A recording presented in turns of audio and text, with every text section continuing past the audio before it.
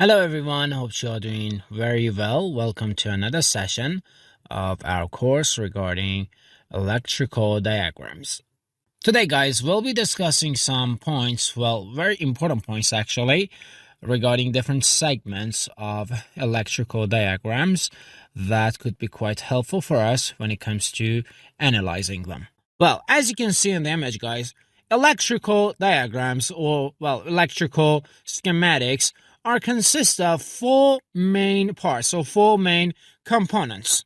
Again, you can see these four components in the image. They are symbols, lines, words, and numbers.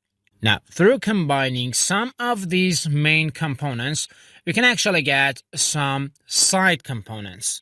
To elaborate on this, for example, when we combine words and numbers, we can get side components such as device tags, wire tags or wire labels, and also electrical abbreviations. Alright, now let's go through some examples regarding these. Take a look at this diagram here. Now, in this diagram, we actually got so many components. For example, we have symbols. Let me try to mark them out for you. All of these are examples of electrical symbols. See, when we say symbols, we're in fact talking about these items. Also, we got lines. Now guys, the thing about lines is that they might appear differently, like they might have different patterns to them, which is exactly the case, or which is exactly what's going on, what's happening in this current diagram of ours. Now, as I said, words are another type of main components that we can actually see here. All of these are examples of words as main components. And the last main component, the last type of main component that we can see in this diagram would be the numbers. Let me also mark the numbers for you as well. And yeah, guys, basically these were some examples regarding all the main components that we can find in an electrical or a wiring diagram. However, we're not done yet.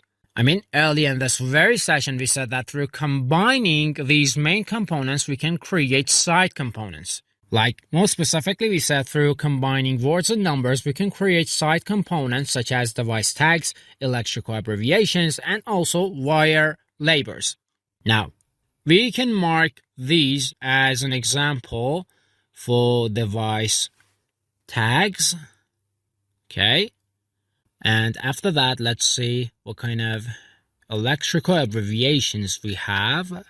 Like in this tag that we got here, the letter Q or the letter S would stand as an abbreviation.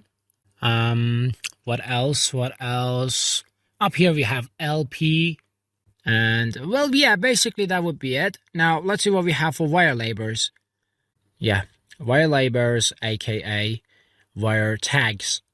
Now, as an example, we can mark this out. And yeah, guys, that would be all for now. Basically, these were all the main components as well as side components that we can find in an electrical diagram. And later on in our future sessions, we're going to talk about these more completely.